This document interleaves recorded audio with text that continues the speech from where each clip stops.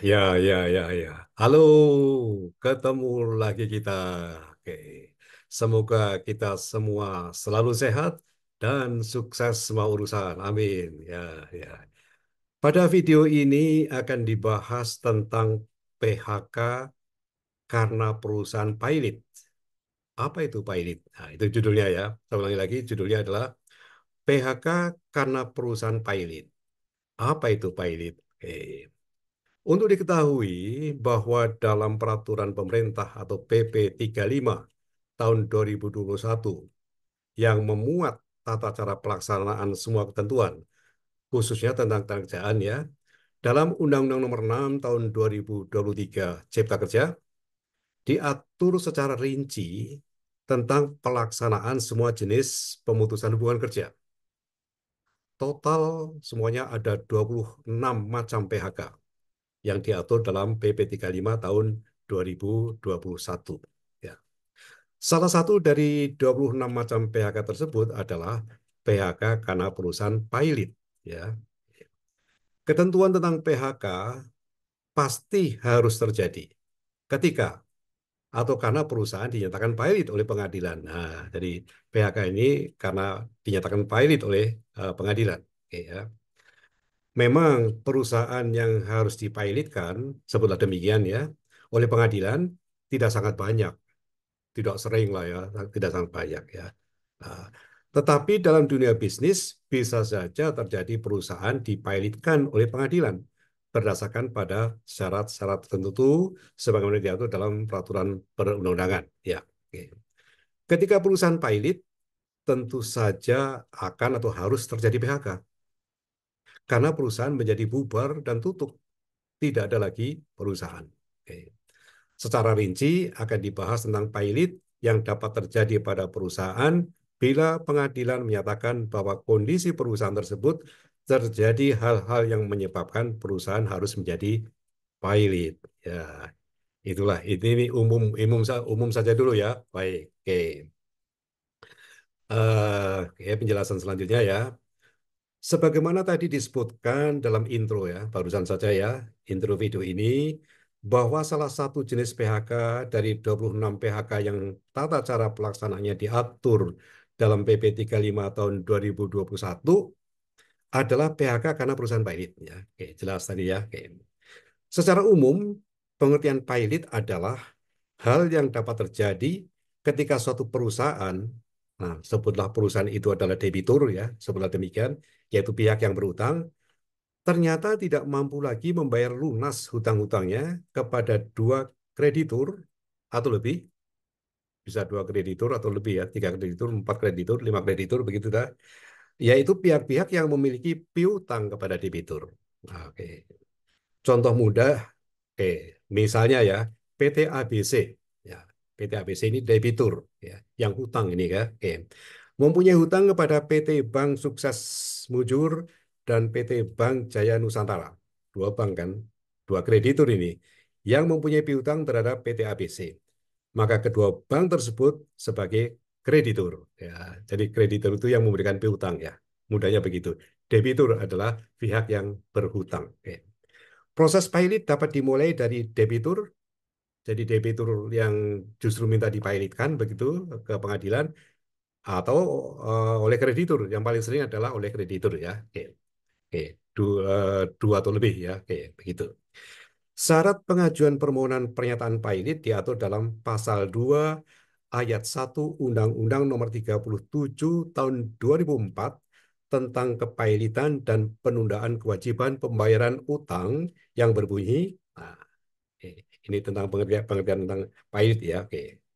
Debitur yang mempunyai dua atau lebih kreditur dan tidak membayar lunas sedikitnya satu utang yang telah jatuh waktu dan dapat ditagih, dinyatakan pilot dengan putusan pengadilan, baik atas permohonannya sendiri, maksudnya permohonan yang debitur itu, maupun atas permohonan satu atau lebih krediturnya. Nah, itu definisi tentang kepailitan yang tercantum dalam kepailitan dan penurunan kewajiban pembayaran utang sebagaimana dinyatakan tercantum pada pasal 2 ayat 1 Undang-Undang Nomor 37 tahun 2004 tadi ya. Oke. Dengan terjadinya pilot pada perusahaan tentu terjadi PHK. karena perusahaan tutup, ya, oke, terhadap pekerjanya, ya, PHK terhadap pekerja daripada perusahaan itu. Pembayaran dari perusahaan pilot kepada pekerjanya yang dapat timbul bisa dua macam, ya kan? Bisa dua macam, yaitu yang pertama, upah yang belum dibayar dalam bulan ketika putusan pilot dari perusahaan ditetapkan. Ya, putusan pilot itu diketok katakanlah jam jam 3 tadi, misalnya begitu ya. Nah, ya saat itu juga kemudian tutup. Nah, kan upah bulan Juli belum dibayar ini. Ya, itu jelas ya, upah itu. Dan tentu yang satu lagi adalah paket pembayaran terkait dengan PHK, yaitu uang pesangon, uang penghargaan masa kerja ya, UPMK, uang penghargaan masa kerja, dan uang penggantian hak. Jadi UP, UPMK, dan UPH lah kalau disingkat seperti itu. Jadi dua pembayaran ya, pada umumnya seperti itu. Baik, oke. Nah, sekarang kita tampilkan sekali lagi ya judulnya ya. Ya, kalau kita baca di situ di screen ya, PHK karena perusahaan pilot. Nah, apa itu pilot? Nah, oke. Inilah video yang akan membahas tentang judul tersebut. Baik. Nah, kita tampil dalam screen ya, tampil di situ berjudul adalah PHK karena perusahaan pilot sebagaimana diatur dalam Undang-Undang Nomor 6 sebelah kiri ya, tahun 2023 Cipta Kerja pada pasal 154 ayat 1. Pada ayat 1 ya, ini ada A sampai O, A, B, C, D, E, F, G, H, I, dan sebagainya sampai O ya. Eh, Intronya adalah pemutusan hubungan kerja dapat terjadi karena alasan A, B, C, D. Nah, yang F ya, jadi dapat terjadi PHK karena alasannya adalah perusahaan pilot. Dan ini akan berlanjut sampai ada A sampai O, jadi ada 15 macam. Yang F adalah mengatakan bahwa perusahaan dapat melakukan PHK karena perusahaan pilot. Nah, kalau kita lihat ke kanan, ya, ke kanan, yaitu yang tercantum dalam PP 35 tahun 2021, pasal 47, di situ disebutkan dengan jelas, pemutusan hubungan kerja karena alasan perusahaan pilot, maka pekerja garis miring buruh berhak atas ABC ya, A, uang pesangon, jumlahnya ada di situ tertulis ya, uang penghargaan masa kerja atau UPMK, dan kemudian uang penggantian hak atau UPH.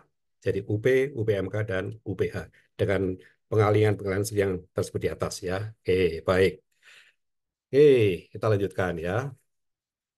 Nah, ini masih mengulang di sini ya untuk menegaskan saja pada PP 35 tahun 2021 pada pasal 47 dinyatakan PHK karena perusahaan pilot. Jadi ini mengulangi lagi saja menegaskan. Baik. Nah, selanjutnya eh, kita lihat di sini ya. Oke. Eh, Pada Undang-Undang 13 tahun 2003 ya. Jadi kalau pada ayat 1, 2, dan 3 ini adalah ikut Undang-Undang Cipta Kerja, tapi yang ayat 4 ini masih ikut pada Undang-Undang 13 tahun 2003. Masih tentang PHK karena perusahaan pilot. Nah, di sini berbunyi ayat 4 ini, pasal 95 Undang-Undang 13 tahun 2003, sebelah kiri ya. Dalam hal perusahaan dinyatakan pilot atau dilikuidasi berdasarkan peraturan perundangan yang berlaku, maka upah dan hak-hak lainnya, nah nih, hak-hak lainnya itu ya dimaksud tadi adalah UP, UPMK, dan UPH ya. Ya. Dari pekerja atau buruh merupakan utang yang didahulukan pembayarannya. Maksudnya itu kan, kalau terjadi pilot itu kan minimal ada dua kreditur yang belum dibayar utangnya oleh debitur. Itu nggak cuma dua, mungkin bisa tiga atau empat kreditur. Nah, tentunya ketika pilot maka oleh kurator, nanti kurator apa ada penjelasannya, itu akan dijual asetnya untuk kemudian membayar apa utang-utangnya pada kreditur. Ya, masalahnya cukup apa tidak untuk membayar kreditur itu ya, tadi ya. Oke, ya. Kita lanjut ya. Kita lihat yang sebelah kanan. Sebelah kanan adalah penjelasan di situ ya. Oke. Perusahaan dinyatakan pilot oleh pengadilan, perusahaan menjadi tutup. Kekayaan dan harta-harta tertentu milik perusahaan disita oleh pengadilan. Oke ya, oke. Kekayaan harta-harta perusahaan tersebut dikelola oleh kurator. Nah, kurator nanti apa dan sebagainya ada nanti nanti saja ya. Kurator akan menjual melakukan lelang atas harta tersebut. Hasil penjualan harta-harta tersebut akan dibagi-bagi kepada para kreditur dan para pihak lainnya termasuk terjatuh buruh. Nah, krediturnya ini bisa lebih dari dua lah ini nanti akan didahulukan maksudnya itu seperti itu ya untuk pembayaran yang kepada pekerja hak pekerja. Oke, terkait dengan pilot. Baik, kita lanjut. Nah, oke.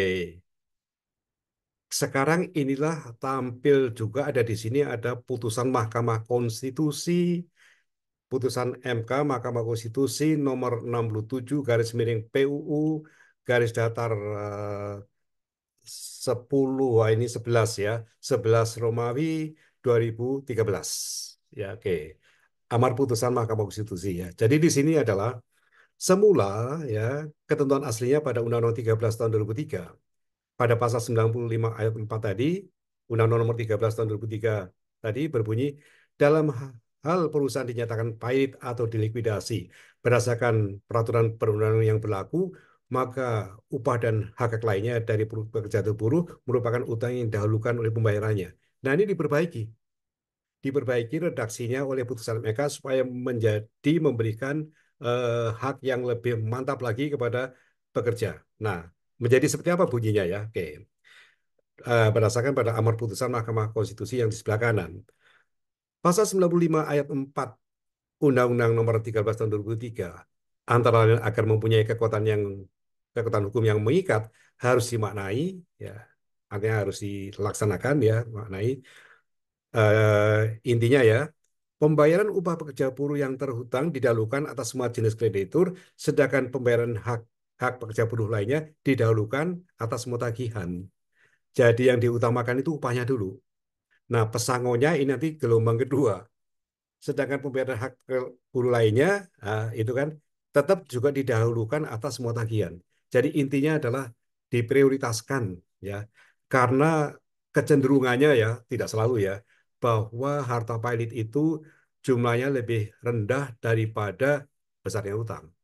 Padahal krediturnya dua mungkin atau lebih dibagi-bagi kurator yang akan membagi-bagi nanti. Nah, jangan lupa juga bahwa di situ ada uang daripada pekerja tentang upah tadi didahulukan lebih dulu. Nah, urusan UP, UPMK, UPH tadi itu pun akan didahulukan dari kreditur-kreditur yang lain. Intinya begitulah ya. Baik. Nah, mari coba kita lihat, kita tengok lebih mendalam, katakanlah begitu, tentang Undang-Undang Nomor 37 Tahun 2004 tentang kepailitan dan penundaan kewajiban pembayaran utang. Ya, apa itu pailit? Ya, itulah tampil di screen ya. Oke, ini tampil di screen seperti ini ya. Oke, kita lanjut. Nah, di sebelah kiri pasal 1. Pasal 1 dari Undang-Undang 37 tahun 2004 tentang kepailitan dan penundaan kewajiban pembayaran utang. Pasal 1 ada 5 ya, 5 angka ya. Dalam undang-undang ini yang disebut dengan kepailitan, jadi di sini menjelaskan apa itu kepailitan, apa itu kreditor, apa itu debitur, apa itu debitur pailit, apa itu kurator. Oke ya, oke, bolehlah. Jadi Anda bisa baca sendiri ya, tapi saya bantu-bantu juga di sini sedikit. Kepailitan adalah sita umum atas semua kekayaan debitur, pailit, yang pengurusan dan pemberesannya dilakukan oleh kurator. Nah tadi, kurator ya, oke. Nah, kemudian yang kedua, kreditur, kreditor adalah orang yang mempunyai piutang karena perjanjian atas undang-undang yang dapat ditagih di muka pengadilan. Ya, pailit itu tadi ya, sidang PA tentang kepailitan di pengadilan. Debitur adalah orang yang mempunyai utang, si yang berhutang, karena perjanjian atau undang-undang yang pelunasannya dapat ditagih di muka pengadilan. Oke, ini pengadilan sudah campur tangan di sini ya. Oke, memang itu di sidang pengadilan. Debitur pailit adalah debitur yang sudah dinyatakan pailit dengan putusan pengadilan. Ya, ini pengadilan niaga di sini ya, bukan pengadilan negeri. Oke. Kurator adalah balai harta penanggalan, balai harta peninggalan. Ya, ini adalah apa? Badan pemerintah ya untuk menguasai kalau ada waris dan sebagainya yang tidak jelas dan sebagainya. Nah, ini disimpan di sini. Oke. Jadi kurator adalah balai harta peninggalan, nah, atau perseorangan, baik kurator ini ya, atau orang perseorangan yang diangkat oleh pengadilan untuk mengurus dan membereskan harta debitur pilot di bawah pengawasan hakim pengawas sesuai dengan undang-undang ini. Nah, gitu. Jadi di sebelah kanan kita lihat penjelasan seorang seorang perusahaan sebagai debitur dinyatakan pailit oleh pengadilan niaga bila debitur tersebut tidak mampu atau tidak bersedia membayar utangnya kepada kreditor. Nah, di sini adalah kreditor, dua kreditor atau lebih itu bisa mengajukan gugatan untuk dilaksanakan pailit terhadap debitur yang tidak bisa membayar utangnya itu. Jadi kreditor ini adalah pemberi piutang, debitor adalah yang harus membayar utang. Ya, gitu. Jelas ya. Oke, baik. Oke, kita lanjutkan pada screen berikutnya. Ini masih di Undang-Undang 37 tahun 2004 pada pasal 2 ayat 1, debitor yang mempunyai dua atau lebih kreditor ya dan tidak membayar lunas sedikitnya satu utang yang telah jatuh waktu dan dapat ditagih dinyatakan pailit dengan putusan pengadilan, baik atas permohonannya sendiri maupun atas permohonan satu atau lebih kreditornya. Jadi debitur kalau merasa tidak mampu bisa juga menyatakan maju ke pengadilan untuk dipailitkan. Atau kalau tidak begitu ya katakanlah dia menghindar-hindar dan sebagainya, maka kalau kreditornya ada dua atau lebih dan belum dibayar hutangnya, kekurangan begitu, ya kreditornya akan yang mengajukan permohonan mempailitkan si debitur itu ke pengadilan niaga ya. Oke, baik. Pasal 15 ayat 1, dalam putusan pernyataan pailit harus diangkat kurator. Tadi kurator sudah ya, yang mengurusi harta-harta pailit ya, aset-aset debitor ya. Diangkat kurator dan seorang hakim pengawas yang ditunjuk dari hakim pengadilan. Jadi diawasi oleh hakim pengawas dari pengadilan niaga itu. Oke. Pasal 16, kurator berwenang melaksanakan tugas pengurusan dan atau pemberesan atas harta pailit sejak tanggal putusan pailit diucapkan, meskipun terhadap putusan tersebut diajukan kasasi atau peninjauan kembali. Ya, di taman penjelasan ya. Oke. Nah, di sebelah kanan ini yang tadi ya. Jadi di sini kreditor itu apa, debitur itu apa, dan sebagainya sudah dijelaskan di sini ya. Jadi ini pasal satu tadi sudah disampaikan tadi. Ini hanya disandingkan saja. Oke. Baik, kita lanjut ya. Oke. Nah, masih di Undang-Undang 37 tahun 2004 tentang kepahilitan dan penundaan kewajiban pembayaran utang, pasal 26, tuntutan mengenai hak atau kewajiban yang menyangkut harta pailit harus diajukan oleh atau terhadap kurator. Oke. Nah, jadi kurator ini urusan tagih menagih begitu ya. Oke. Tugas kurator adalah ini pasal 69 ayat 1. Tugas kurator adalah melakukan pengurusan dan atau pemberesan harta pailit. Jadi dikumpulkan, diinventory dan sebagainya, dicatat dan sebagainya, kemudian dilelang, dijual. Nah, kalau sudah menjadi uang nanti, nah ini bagaimana membagi para kreditor, misalnya kreditor yang 4 atau 5, ini ada ilmunya sendiri ya. Itu adalah ilmu dan keahlian kurator dalam membagi di mana jumlah harta pailit itu lebih rendah daripada tagihan terhadap para kurator, termasuk juga hak atas pekerja, upah yang belum dibayar, dan juga uang pesangon, uang penghargaan masa kerja, dan uang penggantian hak tadi. Oke, lanjut ya, oke. Pasal 39 ayat 1, pekerja yang bekerja pada debitor, nah ini bekerja kan, kerja pada debitor, dapat memutuskan hubungan kerja. Jadi kalau belum di PHK, maka dia minta di PHK, bisa gitu ya. Dan sebaliknya, kurator dapat memberhentikannya. Ya kurator bisa juga mem-PHK, karena memang sudah tidak ada hubungan kerja. Siapa tahu memang pekerjanya diam-diam saja, karena tidak tahu apa yang diperbuat. Nah, maka kurator yang akan melakukan PHK kepada si pekerja debitor itu, yang menjadi nganggur tadi gitu ya, dengan mengindahkan jangka waktu menurut persetujuan atau ketentuan perundang-undangan yang berlaku, dengan pengertian bahwa hubungan kerja tersebut dapat diputuskan dengan pemberitahuan paling singkat 45 hari sebelumnya. Ya sudah begitu pilot ya segera akan diproses lah oleh kurator untuk dilakukan PHK terhadap pekerja. Nah ini tentu harus ada perwakilan dong ya, perwakilan dari pekerja yang akan mengurus teman-temannya. Nah itu seperti itu. Oke. Wah ya kasihan juga ya kerja kemudian eh, perusahaannya jatuh pailit. Pakai. Ayat 2, pasal 39. Sejak tanggal putusan pernyataan pilot diucapkan, upah yang terutang sebelum maupun sesudah putusan pernyataan pilot diucapkan merupakan utang harta pilot. Baik. Nah, kemudian di sini penjelasan ayat 1 tadi, ketentuan mengenai pemutusan hubungan kerja, kurator tetap berpedoman pada peraturan perundang-undangan di bidang kerjaan. Nah, ini sudah diikat di sini. Jadi kurator ketika melaksanakan apa itu pembagian dan sebagainya itu merujuk dan patuh pada ketentuan peraturan perundang-undangan ketenagakerjaan bagi pekerja debitur itu. Oke. Oke, wah seru ya. Itu pahit, sekilas pahit ya. Tapi intinya adalah video ini adalah menyampaikan bahwa PHK karena pahit, ya pekerja berhak atas haknya, yaitu upah yang belum dibayarkan dalam bulan itu ketika pengadilan niaga memutuskan pailit dan kemudian tentunya karena adanya PHK maka lengkap uang pesangon, uang penghargaan masa kerja dan uang penggantian hak itu akan dibayarkan. Nah, apakah pembayaran bulat atau tidak ini tidak jelas. Ya, nanti kurator yang menentukan ya, ya. Ya, oke. Baik, sampai di sini semoga semoga bermanfaat. Itulah tentang pilot. Jarang terjadi, tapi ya bisa terjadi, bisa terjadi. Semoga Anda bekerja pada perusahaan yang baik dan tidak akan pernah pilot ya. Amin. Oke.